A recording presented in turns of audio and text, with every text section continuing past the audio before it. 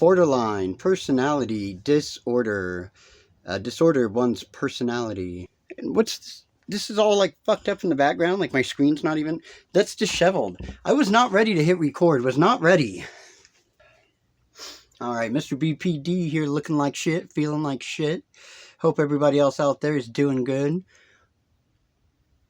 Should I ignore the fact that I haven't done a video in a while? Yeah, because nobody gives a shit. They want to hear a BPD topic. So what BPD topic are we going to discuss today? I'm asking like you should answer me. Like you should give me ideas. Like you should be a part of this relationship. But it's fine. I don't need that. But I do need a topic.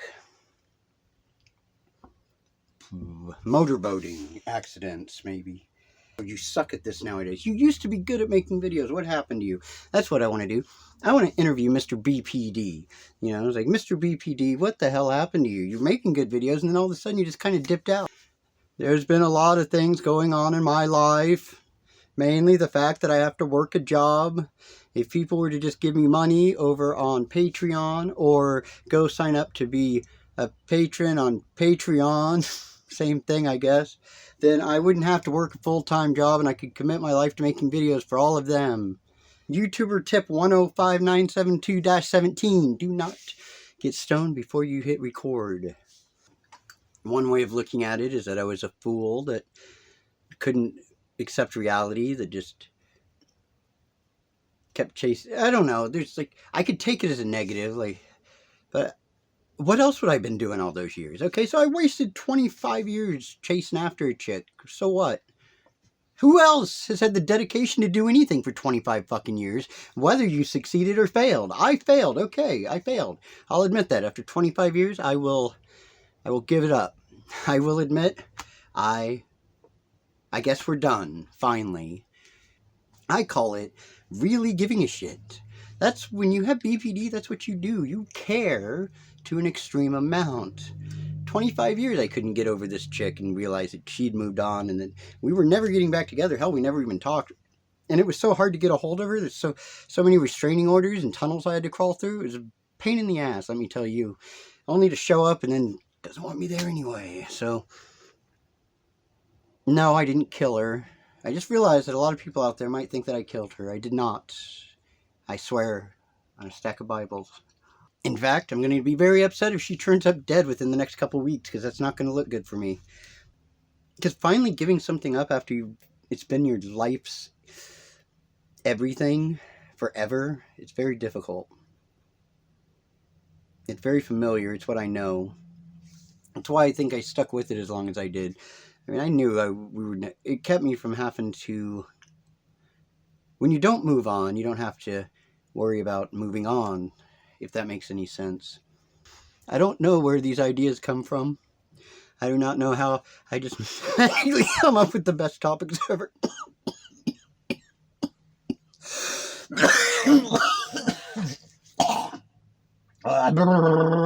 Don't take life seriously, right? Don't take life too seriously. Until next time, keep on keeping on.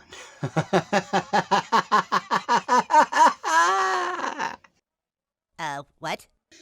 This is how we know that our life is exactly where it needs to be, right? When we can just be stupid and idiotic and not care. Maybe that's what it's all about. Maybe it's not. Maybe we all just need to stop taking life so damn seriously. You ever think that? Just maybe we need to just stop giving a shit so much. I swear that I give a shit about nothing, that I care about nothing. Yet I still continue to show up at work for some reason. I mean, well, it's because I care too much about living, like eating, not living so much as like, ooh, I'm a lively person, but so much as I don't want to starve to death, even though I live in America, so starving to death would not be that hard to do.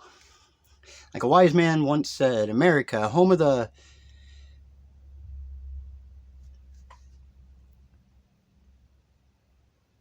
big fucking bombs. Big effing bombs. Let's try to be a little more child friendly. Big effing bombs. So what? I wasted a big portion of my life. So what? I wasn't going to be doing anything anyway. That's the thing. When we look back on our past and we have all these insecurities and these doubts and we wish we'd gone left or right or not push that person in front of the train, whenever we have these thoughts, we have to realize where we're looking at it from. You know, we're not back in the situation.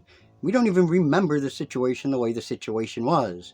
This is going to be another video where every time I say situation, take a shot. Let's see if you make it till the end. Here's the situation.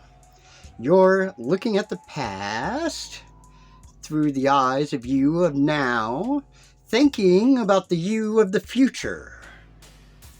All three of those are going on at the same time. Therefore, your version of the past is going to be filled with all this crap that's piled on you about things that you're worried about from the future that might not even matter, but they might matter, but they might not. So you can take them with a grain of salt or not in this situation. It's up to you. Therefore, if past you is now looking at it with your fears and insecurities from the future, it's going to make every decision you made in the past seem shitty unless you made good decisions. If all your decisions you ever made in the past were shitty decisions, when you're looking at it through this frame of reference, those are going to be shitty decisions. Now, had you made good decisions when you're looking at it from this frame of reference, you will see them as good decisions. You following me? Are we all on the same page? Don't get lost. Let's keep going. What's the point? Oh yeah, wasting your life for 25 years. Okay, here's how it can happen. So, yeah. Okay, we're on board. Was the next part of this whole situation.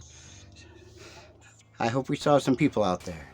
Therefore, now you are thinking that you are the past or the failure. That was the bad guy. You don't have to take any responsibility. You're just the middleman, caught between future you and past you, stuck in the middle where you can do no wrong. Trust me, I think that's why we get stuck in the past. Therefore, I don't have to, if I don't move on, then that past me is the past me that's holding me up, but I'm not responsible for it because it happened to be past me. I'm not past me, but I'm not future me. I'm just the guy in the middle. I passed the buck. Yeah, you didn't think I was going to make any sense at the end of that, did you? You thought I was yeah, no. I always bring it back around. I might not know how I'll do it, but I'll bring it back around. And I'll make it sound like it was planned. Nothing is planned. You should know that. Ow, I burned my damn hand!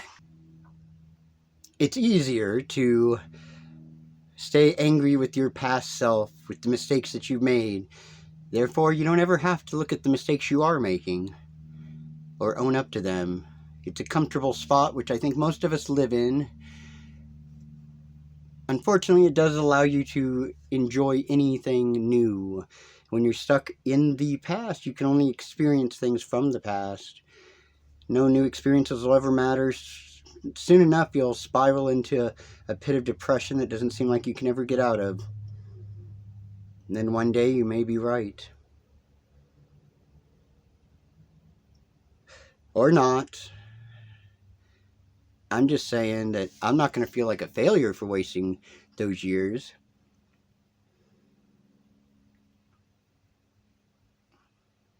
I didn't need those years anyway. I was an idiot back then. What? Fuck it. I don't care, alright? You think whatever you want to think. As long as you do that thinking over on Patreon. There's a link in the description below. I hope everybody out there doesn't regret their past as much as I do mine. Until next time, keep on keeping on.